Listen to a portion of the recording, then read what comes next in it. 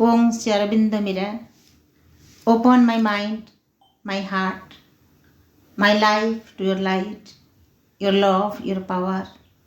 In all things may I see the divine. परम प्रभु श्री अरविंद दिव्य जननी माँ का पादपद्मरे मो हृदय कृतज्ञता भरा प्रणाम। पूज्य रघु भाई, सम्माननीय आरती अपा, गायत्री अपा एवं उपस्थित आम मातृ परिवार समस्त अभय को प्रणाम।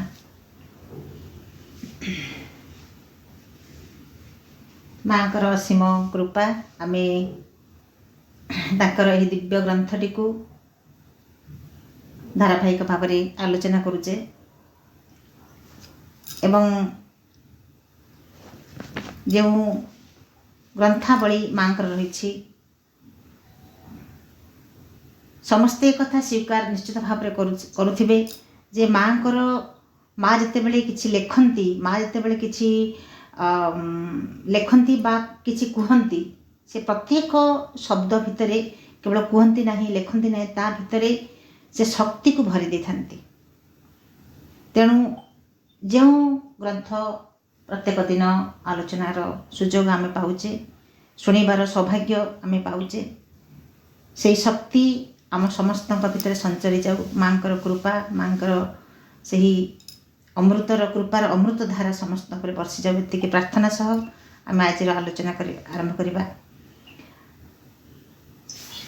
आज विषय वस्तुटी रही words of the mother volume 1 proper conduct, यथार्थ आचरण। आ पूर्व आम आलोचना करी आश्रम में रही जड़े मिनिमम कौन कौन तार सब क्वालिटी थी दरकार, क्यों क्यों गुणर अधिकारी थी दरकार, से विषय में आलोचना करें। एवं तार आचरण किपर होगा उचित, यथार्थ आचरण, प्रॉपर कंडक्ट। एवं आचरण कहले एक सौंदर्य बोध को बुझाए। ये सौंदर्य पुणी दी प्रकार, गोटे हूँ बाह्य सौंदर्य, गोटे आंत सौंदर्य। जड़े बाह्य सौंदर्य जार जेते निजको सुंदर भाव में सजे हेले, जेते सुंदर दामिका वस्त्र प्रदान कले, अलंकार पिंधिले एवं से जेते सुंदर तार बाह्य सौंदर्यटी जेते सौंदर्य भरा होते जदि आंत सौंदर्य ता भीतर ना ताहले से सौंदर्य, से बाह्य सौंदर्य केबे हेले काहाको आकर्षण करि परिबो नाही। किंतु बाहरर बाह्य सौंदर्य हत जनक न थाई पारे, किंतु जब तार आंत सौंदर्य रही, आंत सौंदर्य कहले तार समस्त तार यथार्थ आचरण, तार उच्चारण, तार स्नेह, तार श्रद्धा, तार भल पाइबा, भगवान प्रति भक्ति, निष्ठा, ये कथा हूँ आंत सौंदर्य। यदि ए प्रकार सौंदर्य ता भीतर रही से बाह्य सौंदर्य कौन से मूल्य नहीं। बाह्य सौंदर्य से ऑटोमेटिकली समस्त भितर तार जो अंतर भितर से सौंदर्य पूर्ण होगी अच्छी, से सौंदर्यटी प्रकाशित हो तार आचरण में। से कला कि गोरा, से केते तार बेश परिपाटी कौन, से कथा को आउ के ध्यान देवे नहीं। तार आचरणटी, से सौंदर्यटी से आचरण माध्यम प्रकाशित हम एवं अन्य मानक को ताहा प्रभावित कर। तेणु जो यथार्थ आचरण संपर्क में माँ एवं कहते से आचरणटी जनकर किपरि हवा दरकार। एठी आम स्पिरिचुअल दिगरु माँ आलोचना करुचंती जे आश्रम रहिबापई तार से किपरि भाव में तार आचरणटी केमिति हवा उचित। एवं माँ को पाखकू जो माने किछि माँ को सहित आलाप आलोचना समय किछि जो कथबार्ता हुए बा चिठी माध्यम माँ को पाखकू जो प्रश्न सब आसे, माँ देखती से संपर्क में माँ कहते जे लोक मैंने कौन करती ना एत छोटिया कथा को से कौन करती ना गोटे भारी से छोट कथा बहुत बड़ करके वर्णना करती एवं भारी अविवेकी जमी से रही था। एत जो मैंने आश्रम रोचे आम एक कथा भी कहने माँ भी एक पूर्व अध्याय मानक माँ भी कहते आश्रम रहीकि से माने कितने प्रकार गोटे आश्रम विरोधी कार्य करिसेंती। माँ के विरुद्ध रे जाइछंती, श्री अरविंद विरुद्ध जाइछंती, तथापि माँ तांको आश्रय देछंती। से माँ ना समस्त संतान ତେଣୁ ମା ସମସ୍ତଙ୍କୁ ଆଶ୍ରୟ ଦେଇଛନ୍ତି। ତଥାପି ଯେଉଁମାନେ ଅଜ୍ଞ, ଯେଉଁମାନେ ଅଜ୍ଞାନତା ଭିତରେ ଅଛନ୍ତି, ଅନ୍ଧକାର ଭିତରେ ଅଛନ୍ତି, ଯେଉଁମାନଙ୍କ ଭିତରେ ସେଇ ସ୍ନେହ ଶ୍ରଦ୍ଧା ଭଲ ପାଇବା ମାଙ୍କ ପ୍ରତି ନାହିଁ, ଉନ୍ମିଳିତ ସେମାନେ ନୁହନ୍ତି, ସେମାନେ ମାଙ୍କୁ ବିରୋଧ କରିଛନ୍ତି। ତେଣୁ ମା କହୁଛନ୍ତି ଯେ ଯେଉଁମାନେ ଏଭଳି କଥା କରୁଛନ୍ତି ସେମାନଙ୍କ ଚେତନାରେ ଯେପର୍ଯ୍ୟନ୍ତ ପରିବର୍ତ୍ତନ ନ ଘଟିଛି ସେମାନଙ୍କଠାରୁ ଆଉ କ'ଣ ଆଶା କରାଯାଇପାରେ। ମା ସେ କଥାଟି କହୁଛନ୍ତି, ମୁଁ ଭଲ କରି ଜାଣିଛି ଯେ ଲୋକମାନେ ଏଡ଼େ ଟିକିଏ କଥାକୁ ଏଡ଼େ ବଡ଼ କରି ପକାନ୍ତି ଏବଂ ଭାରି ଅବିବେକୀ ହୋଇ ରହିଥାନ୍ତି। ମାତ୍ର ସେମାନଙ୍କର ଚେତନାରେ ପରିବର୍ତ୍ତନ ନ ଘଟିବା ପର୍ଯ୍ୟନ୍ତ ସେମାନଙ୍କଠାରୁ ଆଉ ଅନ୍ୟ କ'ଣ ଆଶା କରାଯାଇପାରିବ। ଯେଉଁମାନଙ୍କର ଚେତନାର ପରିବର୍ତ୍ତନ ନ ଘଟିଛି ତାଙ୍କଠୁ କିଛି ବଡ଼ କଥା ଆଶା କରିପାରିବେ ନାହିଁ ମା। ଶ୍ରୀ ଅରବିନ୍ଦ କହିଛନ୍ତି ଯେ ଯେଉଁମାନେ ଅଛନ୍ତି ବିଷ୍ଣୁ ଭକ୍ତ, ବୈଷ୍ଣବ, ଶିବ ଭକ୍ତ, ଶୈବ, ମାତୃଭକ୍ତ, ଯେଉଁମାନେ ଶାକ୍ତ, ଏଇ ଯେଉଁ ବୈଷ୍ଣବମାନେ, ଶୈବମାନେ, ଶାକ୍ତମାନେ କ'ଣ କରନ୍ତି, ନିଜ ନିଜ ଦେବତାକୁ ସେମାନେ କହନ୍ତି ସବୁଠୁ ବଡ଼ ଦେବତା। ବିଷ୍ଣୁ ସବୁଠାରୁ ବଡ଼ ଦେବତା ହେଉଛନ୍ତି ବିଷ୍ଣୁ। ଏବଂ ବୈଷ୍ଣବମାନେ ଆମେ ହେଉଛୁ ସବୁଠୁ ଶ୍ରେଷ୍ଠ, ଶୈବମାନେ କହିବେ ଆମେ ହେଉଛୁ ଶ୍ରେଷ୍ଠ, ଶାକ୍ତ କହିବେ ଆମେ ହେଉଛୁ ଶ୍ରେଷ୍ଠ।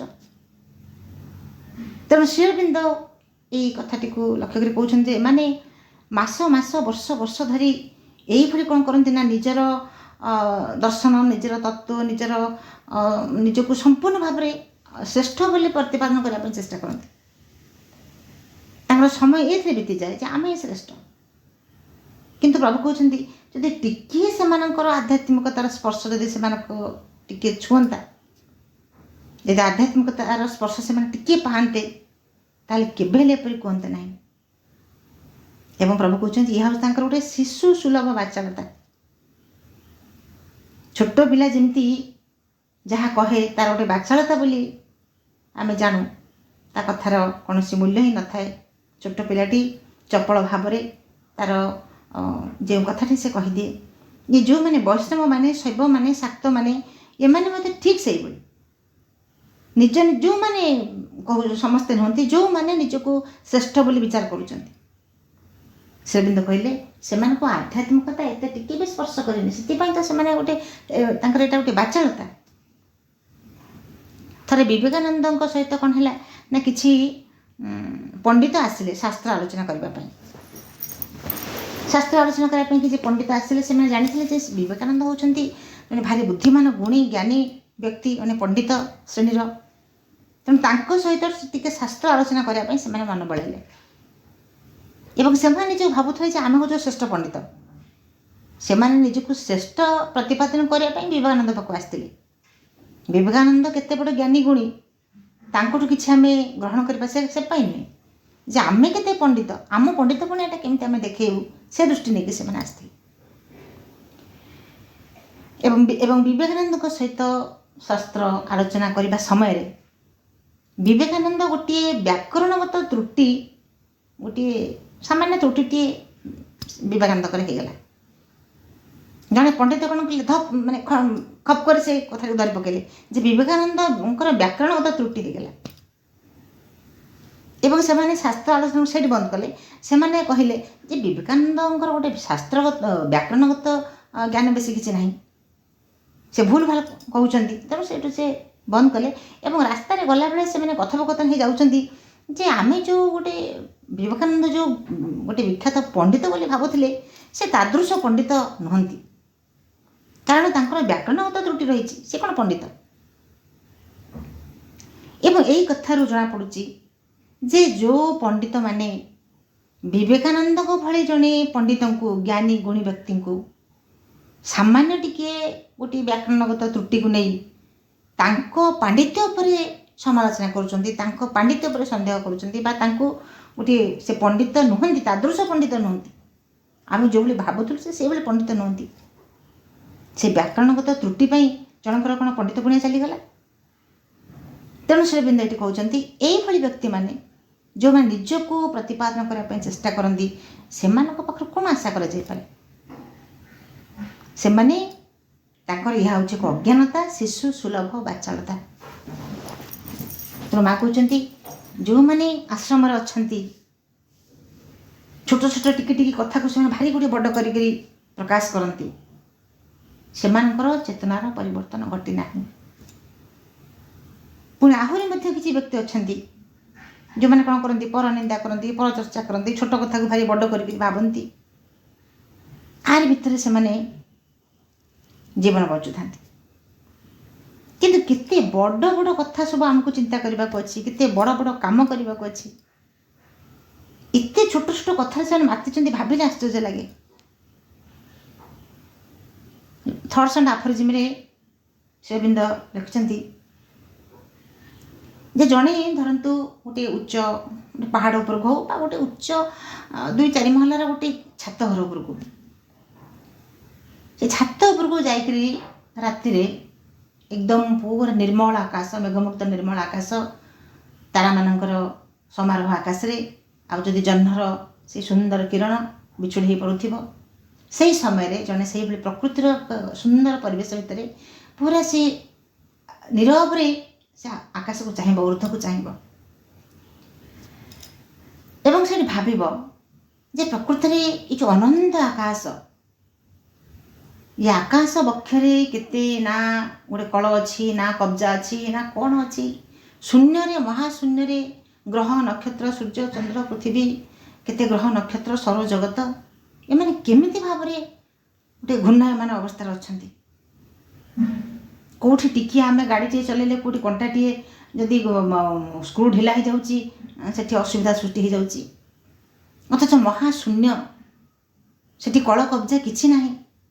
କେମିତି ଶୂନ୍ୟରେ ଏସବୁ ଘୁରି ବୁଲୁଛନ୍ତି? କ'ଣ ଗୋଟେ ଶକ୍ତି ଅଛି, ଯେଉଁ ଶକ୍ତି ଏତେ ବଡ଼ କାର୍ଯ୍ୟଟି ଏଠି କରୁଛି, ଯାହାର ଆଦି ନାହିଁ, ଯାହାର ଅନ୍ତ ନାହିଁ।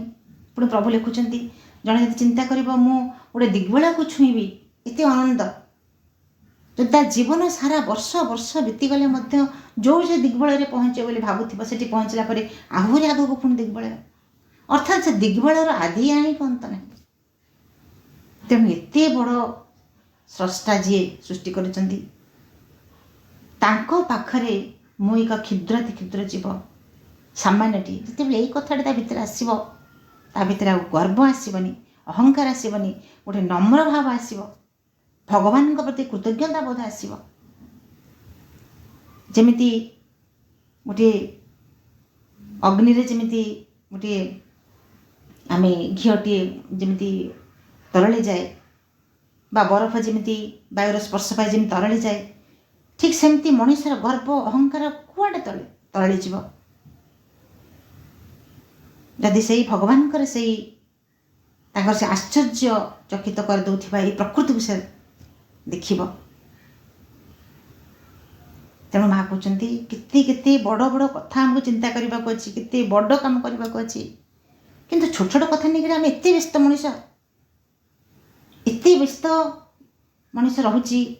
ଇଭିନ୍ ଆଶ୍ରମ ଭିତରେ ମଧ୍ୟ ରହି, ଆଶ୍ରମରେ ମାଙ୍କ ସାନ୍ନିଧ୍ୟରେ, ପ୍ରଭୁଙ୍କ ସାନ୍ନିଧ୍ୟରେ, ସେ ସୁନ୍ଦର ଗୋଟିଏ ଏତେ ସୁନ୍ଦର ପରିବେଶ, ଯେଉଁଠି ମାଙ୍କର ଗୋଟିଏ ସୁରକ୍ଷା ବଳୟ ଯେମିତି ଘେରି ରହିଛି। ମା ଯେତେବେଳେ ଆସିଲେ ସେ ଜାଣିଲେ ଯେ ମୁଁ ଗୋଟିଏ ଔରା ଭିତରକୁ ପ୍ରବେଶ କରୁଛି, ଶ୍ରୀଅରବିନ୍ଦଙ୍କର ସେ ଜ୍ୟୋତିର୍ମୟ ଆଲୋକ ଭିତରକୁ ପ୍ରବେଶ କରୁଛି। ସମୁଦ୍ର ବକ୍ଷରେ ଥାଇକି ଜାଣିପାରିଲେ ଯେ ମୁଁ ଶ୍ରୀଅରବିନ୍ଦଙ୍କର ଆଶ୍ରମର ଥାଇ ଆଉ କେତେ ମାଇଲ ବାଟ ସମୁଦ୍ର ବକ୍ଷରେ। ମା କହୁଛନ୍ତି ମୁଁ ଯେମିତି ମୋତେ ଲାଗୁଛି ମୁଁ ଶ୍ରୀଅରବିନ୍ଦଙ୍କର ସେ ସୁରକ୍ଷା ବଳୟ ଭିତରକୁ ଗୋଟେ ଜ୍ୟୋତିର୍ମୟ ଗୋଟେ ଜ୍ୟୋତି ଭିତରକୁ ମୁଁ ପ୍ରବେଶ କରୁଛି। ମା ଜାଣିପାରିଲେ, କିନ୍ତୁ ସାଧାରଣ ମଣିଷ ସେ କଥା ବୁଝିପାରିବନି, ଜାଣିପାରିବନି। ସେ ଆଲୋକର ବଳୟ ଭିତରେ ସେ ଅଛି। ଯେମିତି ଗଙ୍ଗା କୂଳରେ ଥାଇକି ଯଦି କହିବ ମୋତେ ଶୋଷ ଲାଗୁଛି, ଶୋଷରେ ଆତୁର ହେଇକରି ମରିବ, ତାହେଲେ କ'ଣ କରାଯାଇପାରେ? କଳ୍ପ ବଡ଼ ବୃକ୍ଷ ତଳେ ବସିକରି ଜଣେ କହିବ ମୁଁ କ୍ଷୁଧାରେ ଆତୁର, କ୍ଷୁଧାରେ ଖାଇବାକୁ ଦିଅ କହିକି ଯଦି ସେ ମୃତ୍ୟୁବରଣ କରେ, କଳ୍ପବଟକୁ ଯାହା ମାଗିଲେ ସେ ଦେବ। ଅଜ୍ଞାନ ମଣିଷ ବୁଝିପାରୁନାହିଁ, ସେଇଠି ବସିକରି ଖାଦ୍ୟ କହିକି ମୃତ୍ୟୁବରଣ କରୁଛି। ତେଣୁ ମାଙ୍କର କୋଳରେ ଥାଇ, ମାଙ୍କର ସେଇ ସୁରକ୍ଷା ବଳ ଭିତରେ ରହିକରି ମଧ୍ୟ ଅନେକ ଯେଉଁମାନେ ବୁଝିପାରନ୍ତି ନାହିଁ ମାଙ୍କର ସେ କୃପାକୁ, ତେଣୁ ସେମାନେ କ'ଣ କରନ୍ତି, ଏମିତି ଛୋଟିଆ ଛୋଟିଆ କଥା ବହୁତ ବଡ଼ କରିକି ଭାବନ୍ତି। ତେଣୁ ସେଠି ମା କହୁଛନ୍ତି ଯେଉଁମାନେ ଯେଉଁମାନଙ୍କର ଚେତନାର ପରିବର୍ତ୍ତନ ନ ଘଟିଛି ଯେ ପର୍ଯ୍ୟନ୍ତ, ତାଙ୍କଠୁ କିଛି ଆଶା କରାଯାଇ ପାରିବ ନାହିଁ। ତଥାପି ମା ପ୍ରୟାସ ଜାରି ରଖିଛନ୍ତି। ଯେଉଁମାନଙ୍କର ଚେତନା ଯେଉଁମାନେ ନିମ୍ନ ସ୍ତରରେ ଅଛି, ମା ତାଙ୍କର ଶକ୍ତିକୁ ପ୍ରୟୋଗ କରୁଛନ୍ତି। ସେମାନଙ୍କୁ ଊର୍ଦ୍ଧ୍ୱକୁ ନେବା ପାଇଁ। କିନ୍ତୁ ଗ୍ରହଣକାରୀ ସିଏ କେତେ ତା ଭିତରେ ଗ୍ରହଣଶୀଳତା ଅଛି, ସିଏ କେତେ ତାକୁ ଗ୍ରହଣ କରିବା ପାଇଁ ପ୍ରସ୍ତୁତ। ବରେଣ୍ୟ ବୈଜ୍ଞାନିକ ସାର୍ ଆଇଜାକ୍ ନ୍ୟୁଟନ୍, ତାଙ୍କର ଯେଉଁ ଉକ୍ତିଟି ଗୋଟେ ବିଖ୍ୟାତ ଉକ୍ତି, ସେ କ'ଣ କହିଲେ ନା, ପୃଥିବୀର ଲୋକେ ମୋ ସମ୍ପର୍କରେ କ'ଣ ଭାବନ୍ତି ମୁଁ ଜାଣେ ନା।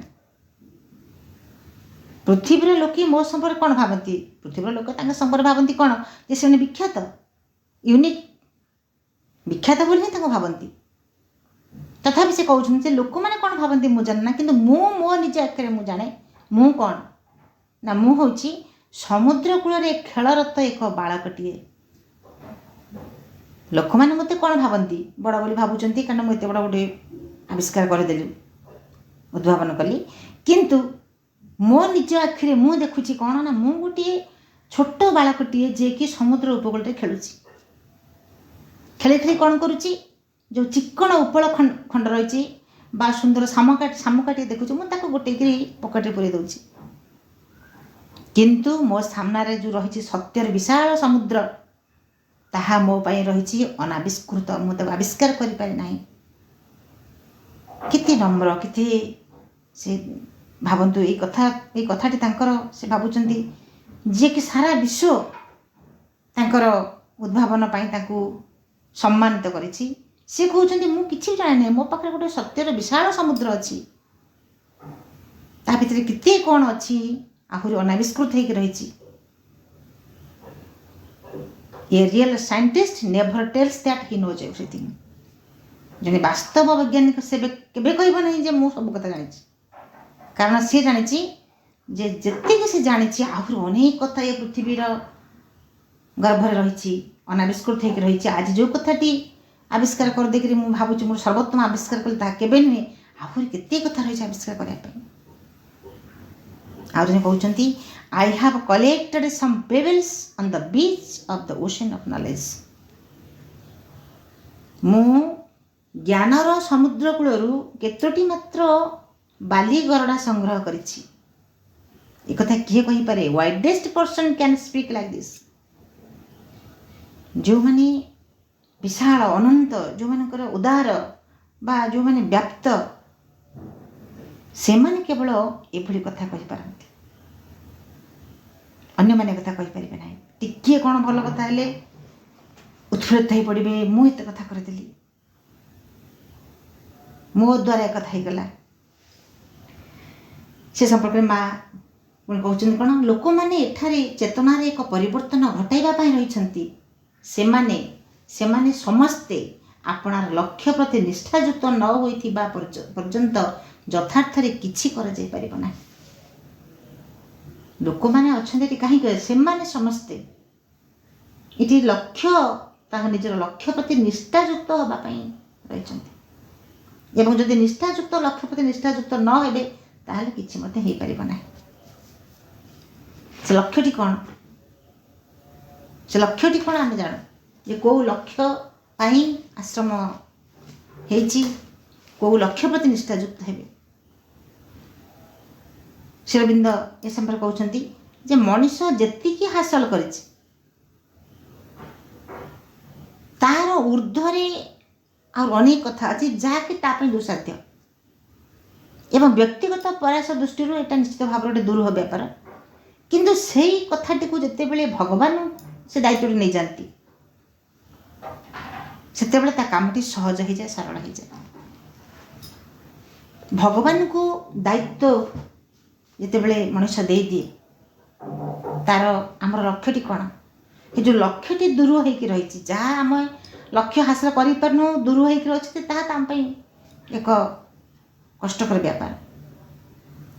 ଏବଂ ସେଇ ଯେଉଁ ଲକ୍ଷ୍ୟ ରହିଛି, ଜୀବନର ଯେଉଁ ଲକ୍ଷ୍ୟ ରହିଛି କ'ଣ ନା, ଭଗବାନଙ୍କୁ ଆବିଷ୍କାର କରିବା, ନିଜ ଭିତରେ ଆବିଷ୍କାର କରିବା, ଭଗବାନଙ୍କୁ ଏଠି ଅଭିବ୍ୟକ୍ତ କରିବା, ଏଇ ମାଟିକୁ ତାଙ୍କୁ ଉତାରି ଆଣିବା, ରୂପାନ୍ତର, ଶ୍ରୀବିନ୍ଦଙ୍କର ଯୋଗ, ପୂର୍ଣ୍ଣ ଯୋଗ, ରୂପାନ୍ତର ଯୋଗ ବା ଅତିମାନସ ଯୋଗ, ଗୋଟେ ରୂପାନ୍ତରର ପ୍ରକ୍ରିୟାଟି ଚାଲିଛି, ବର୍ତ୍ତମାନ ଚାଲିଛି ପ୍ରକ୍ରିୟାଟି ସମସ୍ତଙ୍କ ଭିତରେ। ତେଣୁ ଏଇ ଯେଉଁ ଲକ୍ଷ୍ୟଟି ଆମର ରହିଛି, ସେଇ ଲକ୍ଷ୍ୟଟି ଆମେ କରିପାରିବା ନାହିଁ। ଏ କାମଟି ଅତି ସହଜ ସରଳ କିଏ କରିବେ? ମା କରିବେ। ମାଙ୍କର ଶକ୍ତି କାର୍ଯ୍ୟ କରିବ। କିନ୍ତୁ ଆମେ ତାଙ୍କୁ ସେତିକି ସେଇ ଭାବରେ ସମର୍ପଣ କଲେ ତ। ତେଣୁ ମା କହୁଛନ୍ତି ଯେ ଯେଉଁମାନେ ଏଇ ଯେଉଁ ଲକ୍ଷ୍ୟଟି କଥା ମା କହୁଛନ୍ତି ନିଷ୍ଠାଯୁକ୍ତ ହେଇକରି କାର୍ଯ୍ୟ କରିବା ପାଇଁ, ନିଶ୍ଚିତ ଭାବରେ ଏହା ଆଶ୍ରମର ସମ୍ପର୍କରେ ତ କୁହାଯାଉଛି ଯେଉଁମାନେ ଆଶ୍ରମରେ ଅଛନ୍ତି। କିନ୍ତୁ ଏ କଥାଟି କେବଳ ଆଶ୍ରମଟା ମା ଲେଖିଛନ୍ତି, ଆଶ୍ରମ ହେଉଛି ଗୋଟେ ଛାଞ୍ଚ, ଗୋଟେ ଭବିଷ୍ୟତର ଗର୍ଭରେ ଯେଉଁ ରହିଛି ମଣିଷର ଯେଉଁ ରୂପାନ୍ତରିତ ମଣିଷଟି ଯେଉଁ ଆସିବ ଭବିଷ୍ୟତ ଗର୍ଭରେ, ଯେଉଁ new race, new man, new world ଜନ୍ମ ହେବ, ସେ ଭବିଷ୍ୟତ ଗର୍ଭରେ ଅଛି ଏବଂ ଯାହା ସୂକ୍ଷ୍ମରେ ଅଲରେଡ଼ି ହେଇସାରିଛି। ସେ ଭବିଷ୍ୟତରେ ସ୍ଥୂଳ ରୂପରେ ପ୍ରକାଶ ହେବା ପାଇଁ ଯେଉଁଟା ଯାଉଛି, ସେ କାର୍ଯ୍ୟଟି କରିବେ କିଏ? ଆମେ କରିବା। ଏବଂ ଏଇ କାମଟିକୁ କେବଳ ଆଶ୍ରମର ଯେଉଁମାନେ ଅଛନ୍ତି ତାହା ଯଦି ବା ଗୋଟେ ଛାଞ୍ଚ, ସେଇ ଆଶ୍ରମରେ ତିଆରି ହେଉଥିବା ବ୍ୟକ୍ତିମାନଙ୍କର ସେ ଯେଉଁ ପ୍ରୟାସ, ସେ ପ୍ରଚେଷ୍ଟା, ସେ ଲକ୍ଷ୍ୟ ପ୍ରତି ଯେଉଁ ନିଷ୍ଠା, ସେଇଠି ସମ୍ପୂର୍ଣ୍ଣ ଭାବରେ ଗୋଟେ ଗଙ୍ଗା ଯେମିତି ପ୍ରବାହିତ ହେଇଗଲେ, ମନ୍ଦାକିନୀ ଧାରା ପ୍ରବାହିତ ହେଇକରି ଭଗୀରଥଙ୍କୁ ଦ୍ୱାରା ଯେମିତି ସଗର ବଂଶକୁ ଯେମିତି ଉଦ୍ଧାର କରିଦେଲେ, ଠିକ୍ ସେମିତି ସେ ଆଶ୍ରମରୁ ଏଇ କଥାଟି, ଏଇ ଲକ୍ଷ୍ୟ, ସେଇ ପ୍ରୟାସ, ସେଇ ସମର୍ପଣ ସବୁକିଛି ସଞ୍ଚରି ଆସିବ, ସମଗ୍ର ବିଶ୍ୱକୁ ପ୍ରବାହିତ ହେବ। ଆମେ ସେଥିରୁ ବାଦ ନୁହେଁ। ଆମେ ସମସ୍ତେ ଜଣେ ଜଣେ ବୀର ଯୋଦ୍ଧା। ଆମେ ତାଙ୍କରି କାର୍ଯ୍ୟ କରିବା ପାଇଁ ଆମେ ସମସ୍ତେ ଗୋଟେ ସେନାପତି ଭାବରେ, ସମସ୍ତେ ଜଣେ ଜଣେ ସେନାପତି ଆମେ ଆଗରେ ଅଛେ। କେହି କାହାଠୁ କମ୍ ନୁହନ୍ତି, ସମସ୍ତେ ଜଣେ ଜଣେ ସେନାପତି ଭାବରେ ଆମେ ସମସ୍ତେ ସେଇ କାର୍ଯ୍ୟଟି କରିବା ପାଇଁ ଆମ ଗୋଟିଏ ଯେମିତି ଗୋଟେ ଶତସିଂହର ବଳ ନେଇକରି ଆଗେଇ ଆସିବା ଦରକାର। ତେଣୁ ମା କହୁଛନ୍ତି ଯେ ସମସ୍ତେ ସେଇ କର୍ମ ପ୍ରତି, ସେଇ ଲକ୍ଷ୍ୟ ପ୍ରତି ନିଷ୍ଠାଯୁକ୍ତ ଯଦି ନ ହେବେ ତାହେଲେ କିଛି ମଧ୍ୟ ହେଇପାରିବ ନାହିଁ। What is the use of being a sadhaka if as soon as we act like the ignorant ordinary man? ଯଦି କାର୍ଯ୍ୟ କରିବା ମାତ୍ରକେ ଆମେ ଜଣେ ଅଜ୍ଞାନ ସାଧାରଣ ମନୁଷ୍ୟ ପରି ହିଁ କାର୍ଯ୍ୟ କରୁଥିବା, ତେବେ ସାଧକ ହେବାର ଆଉ କି ପ୍ରୟୋଜନ ରହିଲା? ଯଦି କାର୍ଯ୍ୟ କରୁଥିବା ଗୋଟେ ସାଧାରଣ ମନୁଷ୍ୟ ପରି, ସାଧାରଣ ମନୁଷ୍ୟଟି ସେ ଗୋଟେ ଅଜ୍ଞାନତା ଭିତରେ ଅଛି, ସେ ଯାହା କାର୍ଯ୍ୟ କରୁଛି, ଯଦି ଜଣେ ସାଧକ ହେଇ ଯଦି ସେଇଭଳି କାର୍ଯ୍ୟଟି ଆମେ କରିବା, ବା ସେ ଆଶ୍ରମର ସାଧକମାନେ କରିବେ ବା ବାହାରେ ଥିବା ସାଧକମାନେ କରିବେ, ତାହେଲେ ସାଧକ ହେବାର କ'ଣ ପ୍ରୟୋଜନ ଆଉ କ'ଣ? ଏବଂ ଆମେ ଜଣେ ଜଣେ ସାଧକ, ଏକଥା କହିବାରେ ଲଜ୍ଜାବୋଧ ନାହିଁ, ଗର୍ବ ଏଥିରେ ନାହିଁ। ଏପରି କହିବାଟା ମୋତେ ଗର୍ବ ନୁହେଁ। ହଁ, ମୁଁ ସାଧକ, ମୁଁ ଅର୍ଡ଼ିନାରୀ ମ୍ୟାନ୍ ନୁହେଁ। ମୋ ଭିତରେ ଗୋଟେ ଅଛି କିଛି, ଆଇ ଏମ୍ ସମଥିଙ୍ଗ ଏଲ୍ସ। ମୁଁ ଅର୍ଡ଼ିନାରୀ ମ୍ୟାନ୍ ନୁହେଁ, ସାଧାରଣ ମଣିଷ ମୁଁ ନୁହେଁ। ବାହାର ଲୋକମାନେ କ'ଣ କରନ୍ତି, କୋଳାହଳକୁ ନେଇକରି ସେମାନେ ଖୁସିରେ ରହନ୍ତି, କିନ୍ତୁ ସାଧକ ଆନ୍ତର ନୀରବତାରେ ସେ ଖୁସି। ଏ ଆନ୍ତର ନୀରବତା ଭିତରେ ସେ ଯେଉଁ ଜୀବନର ଲକ୍ଷ୍ୟଟିକୁ ହାସଲ କରିବା ପାଇଁ ଯେଉଁ ପ୍ରଚେଷ୍ଟା କରୁଛି। ତେଣୁ ଜଣେ ଅଜ୍ଞାନ ଭାବରେ ଗୋଟେ ସାଧାରଣ ମଣିଷ ପରି ଜୀବନ ବଞ୍ଚିବା, ତାହା ଆମର ଲକ୍ଷ୍ୟ ନୁହେଁ। ଆମ ଲକ୍ଷ୍ୟ ହେଉଛି, ମା କହୁଛନ୍ତି ଯଦି ସେହିଭଳି ଭାବରେ ସାଧାରଣ ଭାବରେ ବଞ୍ଚିବ ତାହେଲେ ସାଧକ କ'ଣ ତୁମେ ଆଉ?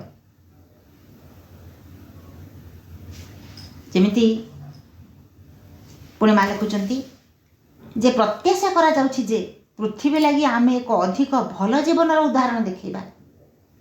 ମାତ୍ର ଏଥିରେ କୌଣସି ସନ୍ଦେହ ନାହିଁ ଯେ ଅସଦାଚରଣର ଉଦାହରଣ ହୋଇ ରହିବା ନାହିଁ। ଆମେ ମା କେତେ ଆଶା କରୁଛନ୍ତି ଆମ ପାଖରୁ ଯେ ଆମେ ଭଲ ଜୀବନର ଉଦାହରଣ ହେବା, ଅସଦାଚରଣର ଉଦାହରଣ ହେବା ନାହିଁ, ଅସତ ଆଚରଣ କରିବା ନାହିଁ, କାହାର ପରନିନ୍ଦା ପରଚର୍ଚ୍ଚା ଭିତରେ ମୋଟେ ସମୟ କଟେଇବା। କାରଣ ଏଇସବୁ ଜିନିଷ ଆମକୁ ଆହୁରି ଆହୁରି ତଳକୁ ନିମ୍ନକୁ ନେଇଯିବ। ଯେତିକି ଟିକିଏ ଉପରକୁ ଉଠୁଥିବା, ଯେତେବେଳେ ଏଇଭଳି ଗୋଟିଏ ଚିନ୍ତାଟିଏ ଭିତରେ ଆସିବ, ପର କଥାଟିଏ, ପରନିନ୍ଦାଟିଏ, ପରଚର୍ଚ୍ଚା କଥାଟିଏ ଆସିବ, ସେଥିରେ ଟିକେ ଆମେ ଖୁସି ହେଉଥିବା, ଭାଗ ନେଉଥିବା, ସାଙ୍ଗେ ସାଙ୍ଗେ ଆମ ତଳକୁ ଆମେ ଖସି ପଡ଼ିବା। ଯେମିତି ଗୋଟେ ଅଗ୍ନିକୁ ଯଦି ଅଜଣାରେ ହାତ ବାଜିଯାଏ, ହାତ ପୋଡ଼ିଯିବ। ଯଦି ଜଣେ ଶ୍ରଦ୍ଧାରେ ଛୁଇଁବ ତେବେ ବି ହାତ ପୋଡ଼ିବ। କାରଣ ଅଗ୍ନିର ଗୋଟେ ଶକ୍ତି ଅଛି, ସେ ହେଉଛି ଦାହିକା ଶକ୍ତି। ତାର ଯେଉଁ ଦାହିକା ଶକ୍ତିଟି ଅଛି ତାକୁ ଶ୍ରଦ୍ଧାରେ ଛୁଇଁଲେ, ଅଜଣାରେ ଛୁଇଁଲେ, ରାଗରେ ଛୁଇଁଲେ, ଯେମିତି ଛୁଇଁଲେ ବି ସେ ହାତ ପୋଡ଼ିବ ହିଁ ପୋଡ଼ିବ। ଠିକ୍ ସେମିତି ମାଙ୍କର ନାଁରେ ଯେଉଁ ଶକ୍ତି ଅଛି ତାହା ହେଉଛି ରୂପାନ୍ତର କରିବାର ଶକ୍ତି। ତେଣୁ ମାଙ୍କର ଯଦି ଆମେ ନିରବଚ୍ଛିନ୍ନ ଭାବରେ ସବୁବେଳେ ପ୍ରତି ମୁହୂର୍ତ୍ତରେ ଗୋଟିଏ ମୁହୂର୍ତ୍ତକୁ ଆମେ ବ୍ୟର୍ଥ ଯିବାକୁ ଦେବାନି। ପ୍ରତ୍ୟେକ ସମୟରେ ଆମେ ମାଙ୍କର ଚେତନା ଭିତରେ ଚେଷ୍ଟା କରୁଥିବା ବଞ୍ଚି ରହିବା ପାଇଁ। ଯଦିବା ଏଟା ସହଜ କଥା ନୁହେଁ, ଭୁଲି ହେଇଯିବ, ତଥାପି ମଧ୍ୟ ବାରମ୍ବାର ଚେଷ୍ଟା କଲେ ମରା ମରା କହୁଥିବା ସେ ରତ୍ନାକର ଦସ୍ୟୁର ରାମ ଯେମିତି ହେଇଗଲା, ନିରବଚ୍ଛିନ୍ନ ଭାବରେ ସେଇଭଳି ଭାବରେ ପ୍ରଚେଷ୍ଟା କଲେ ଆମେ ନିଶ୍ଚିତ ଭାବରେ ସେ ଶକ୍ତିକୁ ହାସଲ କରିବା। ଏବଂ ମାଙ୍କ ନାମ ଜପ କରି ସେ ଶକ୍ତିକୁ ହାସଲ କଲେ କ'ଣ ହେବ? ମା କହିଲେ ଅସଦାଚରଣର ଉଦାହରଣ ରହିବା ନାହିଁ, କଦାପି ଆମ ଭିତରେ ଅସତ ଆଚରଣ ଆସିବ ନାହିଁ। ମାଙ୍କର ସେ ଯେଉଁ ନାମ, ତାଙ୍କର ସେ ଶକ୍ତି, ସେ ରୂପାନ୍ତରକାରୀ ଶକ୍ତି ଆମକୁ ସମ୍ପୂର୍ଣ୍ଣ ଭାବରେ ବଦଳାଇ ଦେବ। ଆମର ବାହାର ବଦଳାଇ ଦେବ, ଆମ ଭିତର ବଦଳାଇ ଦେବ। ତେଣୁ କେବେ ହେଲେ ଆମେ ସବୁବେଳେ ଜଣେ ଯେ ପର୍ଯ୍ୟନ୍ତ ଗୋଟେ ଉଦାହରଣ ନିଜେ ନ ହେଇଛି, ଯେତେ କହିଲେ ମଧ୍ୟ ତା ଅନ୍ୟକୁ ସ୍ପର୍ଶ କରିବ ନାହିଁ। ଆମେ ନିଜେ ଉଦାହରଣ ହେଇଯିବା, ଆମେ ନିଜେ ଯାହା କହୁଥିବା ତାହା ହିଁ ହେଇଯାଉଥିବା, ତାହେଲେ ତା ଅନ୍ୟକୁ ସ୍ପର୍ଶ କରିବ। ପୁଣି ମା କହୁଛନ୍ତି, ଆଶ୍ରମ ଜୀବନରେ ପ୍ରବେଶ କରି ଯୋଗର ପଥକୁ ଗ୍ରହଣ କରିନେବା ମାତ୍ରକେ ଏଠାରେ ବ୍ୟକ୍ତିର କୌଣସି ସମ୍ପ୍ରଦାୟ, ଜାତି କିମ୍ବା ଜନ୍ମଗତ ଗୋଷ୍ଠୀ ରହିବ ନାହିଁ। ସେ ଶ୍ରୀ ଅରବିନ୍ଦଙ୍କର ଜଣେ ଶିଷ୍ୟ ହୁଏ, ଆଉ କିଛି ହୋଇ ରହେ ନାହିଁ। ସେ ଆଗରୁ କ'ଣ ସବୁ ଥିଲେ ସେହି ବିଷୟରେ ଥଟ୍ଟା ତାମସା କରିବା ଏଠାରେ ସମ୍ପୂର୍ଣ୍ଣ ଅସଙ୍ଗତ ଏବଂ ତାହା ମନ୍ଦରୁଚିର ପରିଚୟ ଦେଇଥାଏ। ତାହା ତା ଭିତରେ ଏବଂ ବକ୍ତା ଭିତରେ ଏକ ପୁରାତନ ଏବଂ ଭୁଲ ମାନସିକ ଦୃଷ୍ଟିକୋଣକୁ ବଞ୍ଚାଇ ରଖିବାରେ ହିଁ ସହାୟତା କରିଥାଏ। ଯେତେବେଳେ ଜଣେ ଆଶ୍ରମ ଜୀବନରେ ପ୍ରବେଶ କରେ, ଯୋଗପଥକୁ ଯେତେବେଳେ ସେ ବାଛି ନିଏ, ସେତେବେଳେ ସିଏ କେଉଁ ଜାତି, କେଉଁ ଧର୍ମ, କେଉଁ ସମ୍ପ୍ରଦାୟ, ସେ କଥାର ଆଉ କୌଣସି ମୂଲ୍ୟ ରହେ ନାହିଁ। ସିଏ ହୁଏ କ'ଣ ନା ଶ୍ରୀ ଅରବିନ୍ଦଙ୍କର ଗୋଟିଏ ପରିଚୟ ତାର, ସେ ଶ୍ରୀ ଅରବିନ୍ଦଙ୍କର ଶିଷ୍ୟ, ମାଙ୍କର ସନ୍ତାନ, ଆଉ କିଛି ପରିଚୟ ନାହିଁ ତାର।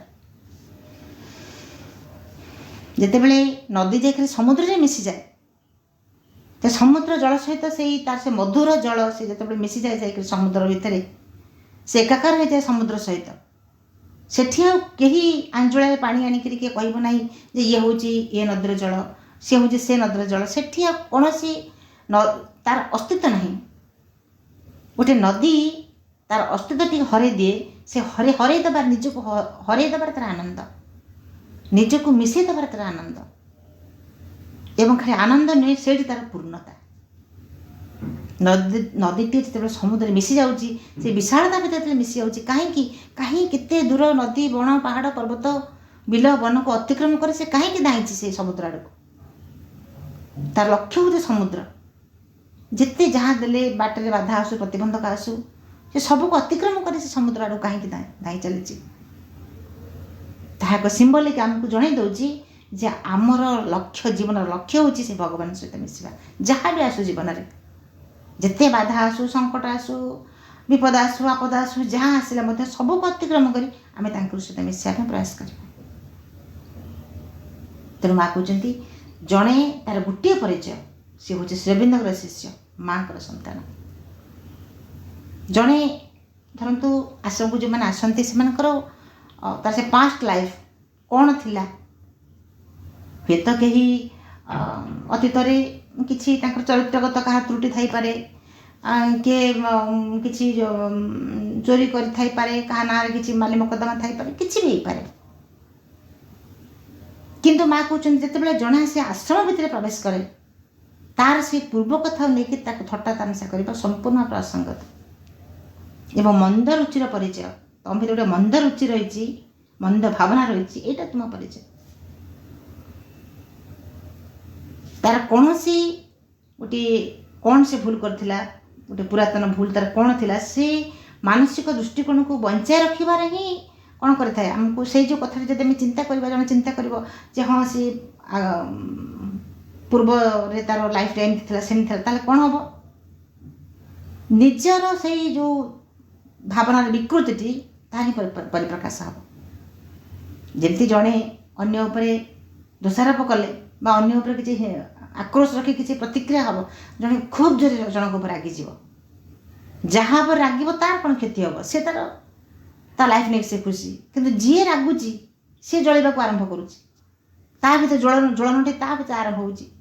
ଜ୍ୱଳନ ଆରମ୍ଭ ହେବା ଅର୍ଥ କ'ଣ? ନିଜ ଅଶାନ୍ତି, ତାର ସୁଖ ଗଲା, ତାର ଶାନ୍ତି ଗଲା, ତାର ନିଦ୍ରା ଗଲା। ଅନ୍ୟର ସୁଖ ଦେଖିକରି କାହାର ନିଦ ହଜିଯାଉଛି। କିଏ 3 ତାଲା କୋଠା କରିଦେଲାଣି, ମୁଁ କରିପାରିଲି ନାହିଁ, ମୁଁ ଏ କମଲାରେ ଅଛି, ତାର ବି ସବୁ ଶାନ୍ତି ନଷ୍ଟ ହେଇଗଲାଣି। ଏଇଭଳି କଥା ଗୁଡ଼ିକ ଯିଏ ସବୁ ଭାବୁଥିବେ ସିଏ ତାଙ୍କୁ ଏଇଥିରୁ ଜଣାପଡ଼ିବ ତାଙ୍କ ଜୀବନ ଦୃଷ୍ଟିକୋଣଟି କ'ଣ। ତେଣୁ ମା' କହୁଛନ୍ତି ଯେଉଁମାନେ ଆଶ୍ରମକୁ ଆସୁଛନ୍ତି ତାଙ୍କର ପାଷ୍ଟ ଲାଇଫ୍ କ'ଣ ଥିଲା ସେ ବିଷୟରେ ଆଲୋଚନା କରାଯିବ ନାହିଁ। ତା ସମ୍ପୂର୍ଣ୍ଣ ଭାବରେ ଯିଏ ଆଲୋଚନା କରିବ ତାର ଗୋଟେ ମନ୍ଦ ରୁଚିର ପରିଚୟ। ଏବଂ ଜଣେ ଆଶ୍ରମକୁ ଜଣେ ଆସିଲେ କି ଜଣେ ନୃତ୍ୟ କରୁଥିଲେ, ସିଏ ନୃତ୍ୟକାରୀ ଜଣେ ଆସିଛନ୍ତି। ମାଆଟି ତାଙ୍କୁ କ ନାଁ ଦେଇଛନ୍ତି, ତା ନାଁଟି ଧରନ୍ତୁ କ। ଯେତେବେଳେ ସେ ନୃତ୍ୟକାରୀ ଜଣକ ଆସିଛନ୍ତି ମାଆକୁ ଦେଖିବା ପାଇଁ, ଯେତେବେଳେ ମାଆଙ୍କୁ ଦେଖିବା ପାଇଁ ତାଙ୍କୁ ଆସିଛନ୍ତି, ସେତେବେଳେ କ'ଣ କଲେ ନା ବହୁ ସାଧକ ଆସି ତାଙ୍କୁ ବେଢ଼ିଗଲେ। ଖାଲି ବେଢ଼ିଗଲେ ନାହିଁ ଯେ ଆପଣ ଟିକେ ନୃତ୍ୟ ପ୍ରଦର୍ଶନ କରନ୍ତୁ, ଆମେ ଦେଖିବୁ। ଜିଦ୍ କଲେ ଯେ ଆପଣଙ୍କ ନୃତ୍ୟ ଆମେ ଦେଖିବୁ। ତାପରେ ସେ କହିଲେ ଯେ ନା ମୁଁ ତ କିଛି ନୃତ୍ୟର ପୋଷାକ ପତ୍ର ମୁଁ ସାଙ୍ଗରେ ଆଣିନି, ମୁଁ କେମିତି ନୃତ୍ୟ କରିବି? ତେଣୁ ଲୋକମାନେ ଏଇ ଯେଉଁ କଥାଟି ଘଟିଥିଲା, ଯେଉଁ ସାଧକ ଯାଇକରି ମାଆଙ୍କୁ ଏକଥା କହୁଛନ୍ତି, ମାଆ କହୁଛନ୍ତି ଯେଉଁ ନୃତ୍ୟକାରୀ ଜଣେ ଆସିଥିଲେ ତାଙ୍କୁ ସାଧକମାନେ ଅନ୍ୟମାନେ ଘେରିଗଲେ ତାଙ୍କୁ ଯେ ନୃତ୍ୟ କରିବା ପାଇଁ, ଆପଣଙ୍କର ନୃତ୍ୟଟି ଆମେ ଦେଖିବୁ। ଏବଂ ଯେଉଁ ସାଧକ ଯାଇ ମାଆଙ୍କୁ ଏକଥା କହୁଛନ୍ତି, ସେ କହୁଛନ୍ତି ଯେ ଲୋକମାନଙ୍କ ନୃତ୍ୟ ଦେଖିବା ପାଇଁ କାହିଁକି ଏତେ ବେଶୀ ତାଙ୍କ ଭିତରେ ବାସନା କାହିଁକି ରହିଛି? ଆଶ୍ରମରେ ଯେଉଁମାନେ ଅଛନ୍ତି ସେମାନେ ଯୋଗ ସାଧନା କରିବା ପାଇଁ ଅଛନ୍ତି, କିନ୍ତୁ ତାଙ୍କ ଭିତରେ ନୃତ୍ୟ ଦେଖିବାର ବାସନାଟି କାହିଁକି ରହିଛି? ଏବଂ ସେଇ ଯେଉଁ ନୃତ୍ୟକାରୀ ଆସିଥିଲେ ସେ ମଧ୍ୟ ସେ ସାଧକଙ୍କୁ କହିଲେ ଯେ ଯଦି ସେ ପୁଣି କେବେ ଆସନ୍ତି, ଏବଂ ନାଇଁ ଏ ସାଧକ ସେ ନୃତ୍ୟକାରୀଙ୍କୁ କହିଥିଲେ ଯଦି ପୁଣି କେବେ ଆସନ୍ତି ତାହେଲେ ନୃତ୍ୟ ପୋଷାକ କେବେ ମଧ୍ୟ ଆଣିବେ ନାହିଁ, କାରଣ ସେ ତ ଏଠାକୁ ନିଜକୁ ଦେଖେଇବାକୁ ଆସିନଥିଲେ, ସେ ଯୋଗ କରିବା ପାଇଁ ଆସିଥିଲେ। ମା କହୁଛନ୍ତି ସେ ଠିକ୍ କଥା କହିଛନ୍ତି। ଆଶ୍ରମରେ ଅତ୍ୟଧିକ ସଂଖ୍ୟାରେ ଅନେକ ଲୋକ ଭୁଲି ଯାଆନ୍ତି ଯେ ସେମାନେ ଏଠାରେ ଯୋଗ ସାଧନା କରିବାକୁ ରହିଛନ୍ତି। ମା କହୁଛନ୍ତି ଅନେକ ସାଧକ ଅଛନ୍ତି ଯେଉଁମାନେ ଏକଥା ଭୁଲି ଯାଉଛନ୍ତି ଯେ ଆମେ ଏଠି କାହିଁକି ଅଛୁ, କେଉଁ ଉଦ୍ଦେଶ୍ୟ ନେଇକରି ଅଛୁ। ମାଙ୍କର ଉଦ୍ଦେଶ୍ୟ କ'ଣ? ଭବିଷ୍ୟତର ଗୋଟେ ନିର୍ମାତା, ଏ ଛାଞ୍ଚ, ଏ ଆଶ୍ରମ ହେଉଛି ଭବିଷ୍ୟତକୁ ନିର୍ମାଣ କରିବା ପାଇଁ ଏଠି ଅଛି। ଭବିଷ୍ୟତ ଗର୍ଭରେ ଯେଉଁ କଥାଟି ଲୁକାଇ ଥାଇକି ରହିଛି ତାକୁ ଆବିଷ୍କାର କରିବା ପାଇଁ ଆଶ୍ରମଟି ହେଇଛି। କିନ୍ତୁ ସେମାନେ କଥା ଭୁଲି ଯାଉଛନ୍ତି, ସେମାନେ ଭୁଲି ଯାଉଛନ୍ତି ଯେ ଆମେ ଏଠିକି ଆସିଛୁ ଯୋଗ ସାଧନା କରିବା ପାଇଁ। ଆଶ୍ରମ ମା କହିଲେ ଆଶ୍ରମଟି ଅଛି ଯୋଗ ସାଧନା କରିବା ପାଇଁ ଅଛି, ସଙ୍ଗୀତ ରଞ୍ଜନ କରିବା ବା ଅନ୍ୟ କୌଣସି ଗୋଟେ ସାମାଜିକ କାର୍ଯ୍ୟକ୍ରମ କରିବା ଏକଥା ପାଇଁ ନାହିଁ। ପୁଣି ମା କହୁଛନ୍ତି ଯେଉଁ ବ୍ୟକ୍ତିମାନେ ଆଶ୍ରମରେ ବାସ କରୁଛନ୍ତି ସେମାନଙ୍କୁ ମୁଁ ସେମାନଙ୍କୁ ଅନୁରୋଧ କରୁଛି ସେମାନେ ଶାନ୍ତ ଭାବରେ କୋଳାହଳ ଶୂନ୍ୟ ଭାବରେ ବସବାସ କରନ୍ତୁ। ଯଦି ଧ୍ୟାନ କରିବାକୁ ନିଜେ ସମର୍ଥ ନୁହଁ ତାହେଲେ ସେମାନେ ଅନ୍ୟମାନଙ୍କୁ ଧ୍ୟାନ କରିବା ପାଇଁ ବା ସେମାନଙ୍କର ଧ୍ୟାନରେ ବ୍ୟାଘାତ ସୃଷ୍ଟି ନ କରନ୍ତୁ। ଯେଉଁମାନେ ଭୁଲି ଯାଉଛନ୍ତି ଯେ ଆମେ କେଉଁ ଲକ୍ଷ୍ୟ ନେଇକରି ମହାନ ଲକ୍ଷ୍ୟ ମହାନ ଉଦ୍ଦେଶ୍ୟ ପୂରଣ ପାଇଁ ଆସିଛୁ। ମା ତା ପୂର୍ବରୁ କହିଛନ୍ତି ଯେଉଁମାନେ ଗୋଟେ ସମାଜର ତାଡ଼ନା ସହି ନ ପାରିକିରି ଚାହୁଁଛନ୍ତି ଆଶ୍ରମ ରହିବୁ, ସେମାନଙ୍କର ଏଠି ସ୍ଥାନ ନାହିଁ। ଯେଉଁମାନେ ଜୀବନ ପ୍ରତି ଗୋଟେ ବିତସ୍ପୃହ ହେଇ ପଡ଼ୁଛନ୍ତି ସେମାନଙ୍କ ପାଇଁ ସ୍ଥାନ ନାହିଁ। ଯେଉଁମାନେ ଭାବୁଛନ୍ତି ଯେ ଜୀବନ ସାରା ବହୁତ କଷ୍ଟ କଲେଣି, ଏବେ ଟିକେ ଶାନ୍ତିରେ ରହିବେ ଆଶ୍ରମରେ ଯାଇକରି, ତାଙ୍କ ପାଇଁ ମଧ୍ୟ ସ୍ଥାନ ନାହିଁ। ଏଠି ଯେଉଁମାନେ ଆସିବେ ସେମାନେ କର୍ମ କରିବେ ଏବଂ ସାଧନା କରିବେ, ଯୋଗ କରିବେ। ତାହା ତ ବହୁତ କଷ୍ଟ, ବାହାର ଲାଇଫ୍ ଠାରୁ ଆଶ୍ରମ ଜୀବନ ତ ବହୁତ କଷ୍ଟ। ତେଣୁ ମା କୁହନ୍ତି ସେମାନଙ୍କ ପାଇଁ ଏଠି ସ୍ଥାନ ନାହିଁ। ଥରେ ଜଣେ କହିଲେ ଯେ ମାନେ ମୋର ଟାଇମ୍ ପାସ୍ ପାଇଁ ମୁଁ ସ୍କୁଲରେ ରହିବି। ସ୍କୁଲଟା କ'ଣ ଟାଇମ୍ ପାସ୍ ପାଇଁ ହେଇଛି? ଟାଇମ୍ ପାସ୍ ପାଇଁ ପାର୍କ ଅଛି, ତା ଫିଲ୍ମ ହଲ୍ ଅଛି, କେତେ କ'ଣ ଅଛି, ବ୍ୟବସ୍ଥା ଅଛି ଟାଇମ୍ ପାସ୍ ପାଇଁ। ସ୍କୁଲଟା ଟାଇମ୍ ପାସ୍ ପାଇଁ ନୁହେଁ। ସ୍କୁଲ ହେଉଛି ଏଠି ପିଲାଙ୍କୁ ତିଆରି କରିବା ପାଇଁ ଶିକ୍ଷକଟେ ରହିଛି। ଶିକ୍ଷକ ମଧ୍ୟ ଏଠି ଯୋଗ କରୁଛି, ଶିକ୍ଷକ ମଧ୍ୟ ସାଧନା କରୁଛି ପିଲାମାନଙ୍କୁ ନେଇ। ପିଲାମାନଙ୍କ ପାଇଁ ତା'ର ଯୋଗ, ପିଲାମାନଙ୍କୁ ନେଇ ତା'ର ସାଧନା। ଯେଉଁ ଭବିଷ୍ୟତର କଥା ମା କହୁଛନ୍ତି, ଯେଉଁ ଭବିଷ୍ୟତ ପାଇଁ ତିଆରି ହେବେ, ନୂଆ ସନ୍ତାନମାନେ ଆସିବେ, ନୂଆ ଯେଉଁ ଶିଶୁମାନେ ଆସୁଛନ୍ତି ସେମାନେ ଭବିଷ୍ୟତ ତିଆରି କରିବେ, ତାଙ୍କୁ ତିଆରି କରିବା ପାଇଁ ଶିକ୍ଷକଟି ଏଠି ଅଛି, ସାଧନା କରିବା ପାଇଁ ଅଛି। ଏଠି କୌଣସି ଶିକ୍ଷକ ଟାଇମ୍ ପାସ୍ ପାଇଁ ନାହାନ୍ତି। ଟାଇମ୍ ପାସ୍ ପାଇଁ କେତେ ବ୍ୟବସ୍ଥା ବାହାରେ ଅଛି। ତାସ ଖେଳ ଅଛି, ଜୁଆ ଖେଳ ଅଛି, କେତେ କ'ଣ ଅଛି, ମୋବାଇଲ ଅଛି, ଟିଭି ଅଛି, ସେଥିରେ ଟାଇମ୍ ପାସ୍ କରିବାକୁ ଯେ ଚାହିଁବ ସେଠି ଟାଇମ୍ ପାସ୍ କରନ୍ତୁ, ସ୍କୁଲ ନୁହେଁ। ଠିକ୍ ସେମିତି ଆଶ୍ରମରେ ଯେଉଁମାନେ ରହିବେ, ସେ ଆଶ୍ରମ ରହିଛି ଯୋଗ ସାଧନା କରିବା ପାଇଁ, ଗୋଟେ ମହାନ ଲକ୍ଷ୍ୟର ପୂରଣ ପାଇଁ। ଆଶ୍ରମ